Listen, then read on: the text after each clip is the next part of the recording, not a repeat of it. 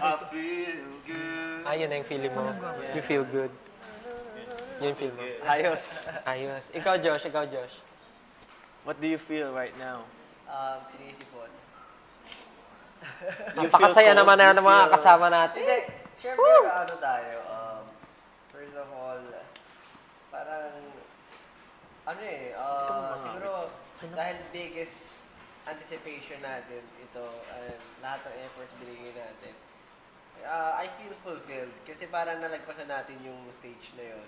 At nandito na tayo, papakita na natin sa kanila yung final product. Kaya excited din ako. Although medyo masama talaga yung pakiramdam ko, pero game, let's go. Exciting times for me kasi this is also the first time that we did something like this. So, medyo kinakabahan ako.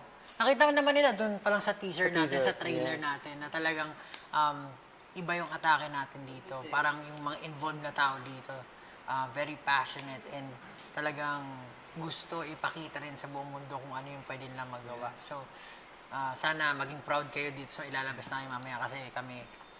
Tsaka Filipino all the way, from head to toe. From head to toe. Pinoy. Tsaka First Pinoy.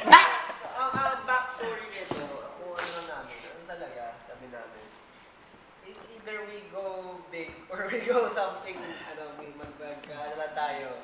Kasi minsan, di ba? Sa safe lang. Okay lang naman, huwag na tayo masyadong kasi lahat naman nagbabayad. Pero parang, sige, risk pa rin natin kasi gusto talaga namin Gusto natin gumawa. yung excellence, kumbaga.